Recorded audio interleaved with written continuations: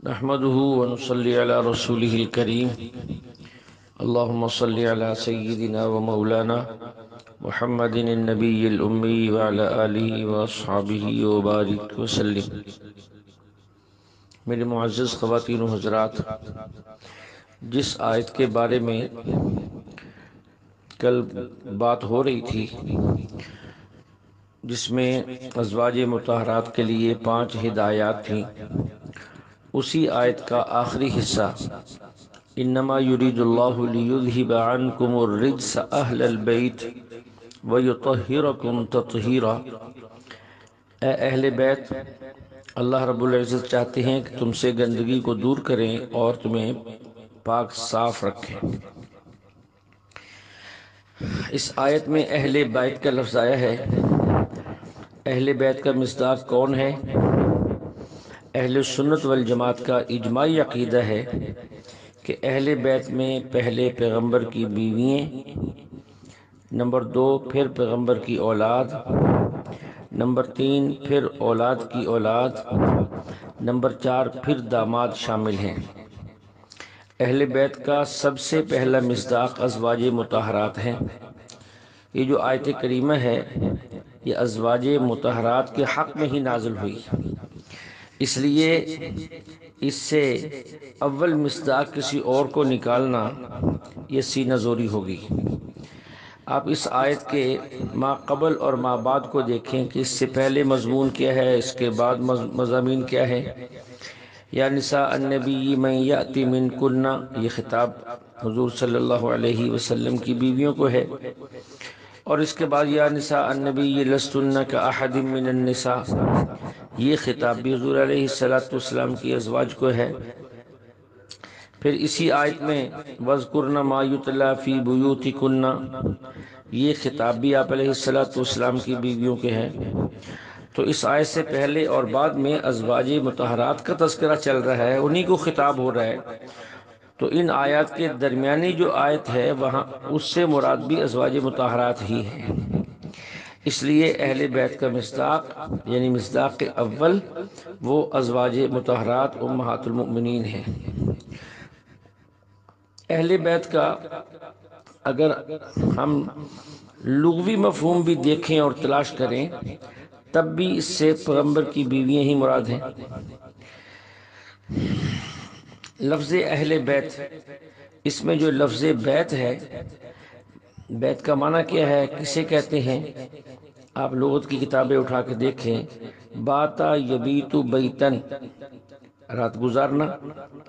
البیت اس کمرے کو کہتے ہیں جہاں انسان رات گزارے، اور اہل بیت اسے کہتے ہیں جو رات کمرے میں آپ کے ساتھ رہے۔ آدمی کی بیوی رات کو آدمی کے ساتھ کمرے میں ہوتی ہے، باقی لوگ نہیں ہوتے۔ جو صحیح اسلامی معاشرہ اس میں یہ ہے۔ ہم اپنے بر صغیر کے عرف کو نہ دیکھیں، یہاں چیزیں جو ہیں وہ خلاف شرع ہیں۔ بیٹا ہے، بیٹی ہے، وہ والد کے پاس یا والد کے کمرے میں کچھ وقت تک، کچھ گھنٹوں میں تو ہوتی ہیں، لیکن اس کے بعد ان کے سونے کی جگہ الگ ہوتی ہیں۔ جو ہمیشہ کے لیے خاوند کے ساتھ کمرے میں آرام کرے وہ بیوی ہوتی۔ اس لیے اہل بیت سے مراد یہاں پیغمبر کی بیوی ہیں۔ ہمارے عرف کے اندر بھی یہ بات ایسی ہی کہی جاتی ہے۔ جب اہل بیت یعنی گھر والے کہا جائے تو اس سے مراد بیویاں ہوتی ہیں۔ اس کو ایک مثال سے سمجھیں۔ ہمارے کسی شاگرد نے ہماری دعوت کی اور یہ بھی کہہ دیے کہ استاد جی جب آپ تشریف لائیں گے تو اپنے گھر والوں کو بھی ساتھ لائیں۔ اب جب ہم وہاں پہنچے تو بیٹی ساتھ ہے، داماد ساتھ ہے، تو شاگرد پوچھتے ہیں کہ گھر والے آئے ہیں؟ ہم کہتے ہیں نہیں، گھر والے بیمار تھے، وہ نہیں آئے، البتہ میں بیٹی کو ساتھ لے آیا ہوں۔ اب ہر بندہ سمجھتا ہے کہ بیٹی اہل بیت نہیں، داماد اہل بیت نہیں، تو بندہ یہ خود ہی کہتا ہے کہ گھر والے تو نہیں آ سکے، البتہ میں اپنے بچوں کو ساتھ لے آیا ہوں۔ تو ہمارے عرف کے اندر بھی اہل بیت سے مراد بیوی ہی ہے۔ روافض دشمنان صحابہ جو ہے وہ اس آیت کو اہل بیت سے مراد وہ کہتے ہیں ازواج مطہرات نہیں، بلکہ یہاں حضرت علی، حضرت حسن، حضرت حسین، حضرت فاطمہ، یہ لوگ ہیں۔ دلیل کیا ہے؟ ان کے پاس عقلی ڈھکوسلے ہوتے ہیں، دلیل نہیں ہوتی ہے۔ کہتے اس آیت میں ہے لِيُذْهِبَ عَنْكُمُ الرِّجْسَ، لِيُذْهِبَ عَنْكُمْ الرِّجْسَ۔ کہتے کم ضمیر کا جو استعمال ہے، اللہ نے یہاں کم ضمیر کو استعمال کیا ہے، اور ازواج مطہرات ساری کی ساری عورتیں ہیں۔ ہاں کچھ عورتیں ہوں، کچھ مرد ہوں تو کم استعمال ہو سکتا ہے، کیونکہ یہ مذکر کی ضمیر ہے، مؤنث کی نہیں۔ تو اس میں حضرت علی شامل ہیں، حضرت حسن شامل ہیں، حضرت حسین شامل ہیں، حضرت فاطمہ شامل ہیں، کہ ان کے ساتھ 3 مرد ہیں، 1 عورت ہے، تو کم لائے، کوئی حرج نہیں۔ تغلیب کا قاعدہ استعمال کر لیا گیا، جبکہ ازواج مطہرات اس جملے کا مصداق نہیں، کیونکہ ان میں کوئی مرد ہے ہی نہیں، وہ ساری عورتیں ہیں، اور ضمیر مذکر کی ہے، ضمیر مؤنث کی نہیں ہے۔ یہ ان کا ایک عقلی ڈھکوسلہ ہے۔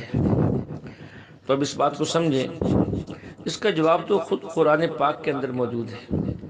حضرت ابراہیم علیہ السلام کے پاس فرشتے آئے، ان کی بوڑھی بیوی کو بچے کی بیٹے کی بشارت دی، ان کو بڑا تعجب ہوا۔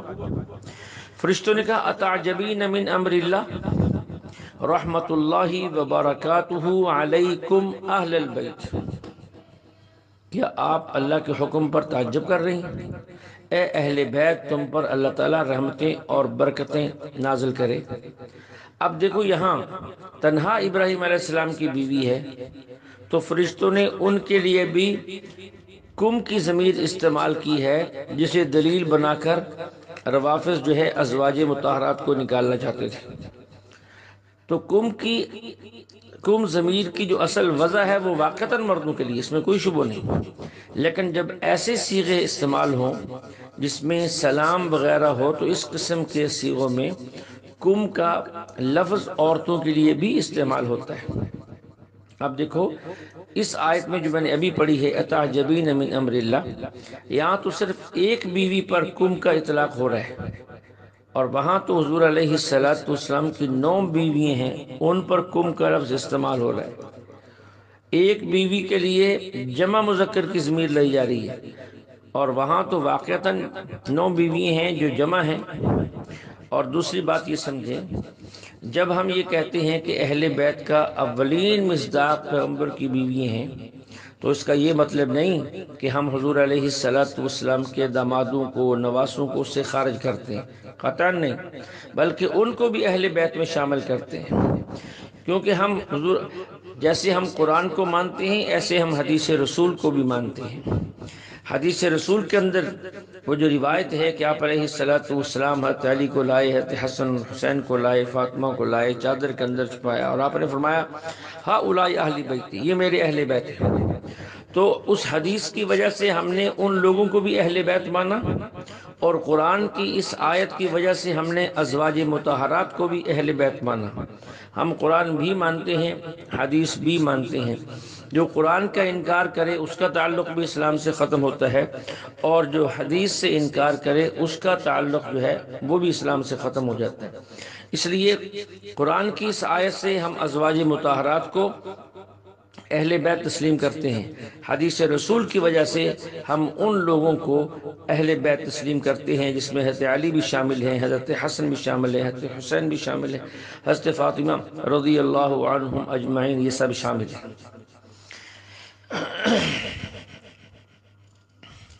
اب یہاں ایک اور بات سمجھیں، لِيُذْهِبَ عَنْكُمُ الرِّجْسَ، اس سے روافض ایک نیا استدلال کرنا چاہتے ہیں۔ وہ کہتے ہیں پیغمبر کی، حضور علیہ السلام کی بیٹی، داماد اور دونوں نواسے یہ اہل بیت ہیں۔ اہل بیت کا مطلب یہ بھی ساتھ ہے کہ وہ معصوم بھی ہیں۔ معصوم ہونے کی دلیل یہی قرآن کی آیت لِيُذْهِبَ عَنْكُمُ الرِّجْسَ أَهْلَ الْبَيْتِ، کہ اللہ فرما رہے ہیں ہم رجس کو یعنی گندگی کو آپ کے قریب بھی نہیں آنے دیں گے۔ اور یہاں رجس سے مراد گناہ ہے۔ اس سے معلوم ہوا کہ گناہ اللہ نے ان سے دور کر دیے، لہذا وہ معصوم ہو گئے، تو یہ دلیل نہیں ہے۔ اس بات کو سمجھیں۔ یہاں تطہیر کا لفظ ہے۔ تطہیر کی دو قسمیں ہیں، ایک ہوتی ہے تطہیر تکوینی اور دوسری ہے تطہیر شرعی۔ تطہیر شرعی کا مطلب یہ ہے کہ کوئی بندہ گناہ نہ کرے تو یہ شرعاً پاک ہے، اور تطہیر تکوینی کا معنی یہ ہے کہ اللہ تعالیٰ ایک بندے کا مقدر ایسا کر دے کہ وہ گناہ کرے گا ہی نہیں۔ انبیاء اور ملائکہ کی تطہیر تکوینی ہے، اور امت میں سے باقی افراد جس نے کبھی گناہ نہیں کیا اس کی تطہیر شرعی ہے۔ اب اس کا معنی یہ نہیں کہ کسی اور بندے کی تطہیر ہو ہی نہیں سکتی، نہیں ہو سکتی ہے، لیکن وہ تطہیر شرعی ہوگی، تطہیر تکوینی نہیں ہوگی، کیونکہ تطہیر تکوینی کے لیے مستقل دلیل چاہیے۔ اب اس بات کو پھر سمجھیں۔ ہم کہتے ہیں کہ جو نبی ہوگا وہ معصوم ضرور ہوگا، جو فرشتہ ہوگا وہ معصوم ضرور ہوگا۔ دونوں میں فرق کیا ہے؟ فرشتے کی طبیعت میں گناہ کا ملان اللہ نے رکھا ہی نہیں ہے، اس لیے وہ معصوم ہے۔ پیغمبر چونکہ جن سے انسانی سے ہے، گناہ کا ملان اس کے اندر رکھا ہے، لیکن پیغمبر کو اللہ نے تکوینی طور پہ گناہ سے ہمیشہ کے لیے بچا لیا ہے۔ تو فرشتے اور انبیاء کی تطہیر تکوینی ہے، ان سے کبھی گناہ ہوگا ہی نہیں۔ اور انبیاء کے علاوہ جو امت کے اور لوگ ہیں ان میں سے کسی کے بارے میں یہ فیصلہ نہیں ہے کہ یہ گناہ کرے گا، یہ گناہ نہیں کرے گا۔ ہاں یہ ہو سکتا ہے کہ امت کے ایسے افراد ہوں جو گناہ نہ کریں، یہ ہو سکتا ہے۔ اگر کوئی گناہ ساری زندگی نہیں کرتا تو اس کی یہ تطہیر تشریعی ہوگی، شرعی ہوگی، تکوینی نہیں ہوگی۔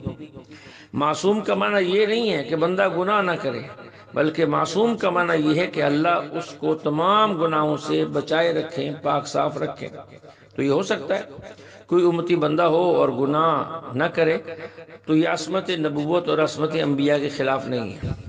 لہذا دونوں باتیں میں نے واضح کر دی۔ تکوینی تطہیر یہ صرف انبیاء اور فرشتوں کے لیے ہے، تشریعی تطہیر جو ہے یہ اور لوگوں کے لیے بھی ہو سکتی ہے۔ اللہ ہمیں صحیح سوجھ بوجھ عطا فرمائے۔ اس کے بعد اس کی ایک آیت ہے، ان المسلمین والمسلمات والمؤمنین والمؤمنات۔ اس پوری طویل آیت کے اندر اللہ تعالیٰ نے مومنات کی صفات بیان کی ہیں، کیونکہ مومنوں کی صفات تو قرآن کے اندر بہت سی جگہوں پر ہے۔ اس کے اندر جو ہے وہ مومنات کی صفات بیان کی ہیں اللہ تعالیٰ نے۔ فرمان بردار مرد، فرمان بردار عورتیں، ایمان والے مرد، ایمان والی عورتیں، عبادت گزار مرد، عبادت گزار عورتیں، سچے مرد، سچی عورتیں، صبر کرنے والے مرد، صبر کرنے والی عورتیں، عاجزی کرنے والے مرد، عاجزی کرنے والی عورتیں، صدقہ کرنے والے مرد، صدقہ کرنے والی عورتیں، روزہ دار مرد، روزہ دار عورتیں، اپنی شرمگاہوں کی حفاظت کرنے والے مرد اور حفاظت کرنے والی عورتیں، اللہ کا کثرت سے ذکر کرنے والے مرد اور اللہ کا کثرت ذکر کرنے والی عورتیں، یہ مومنات کی صفات کا ذکر ہے۔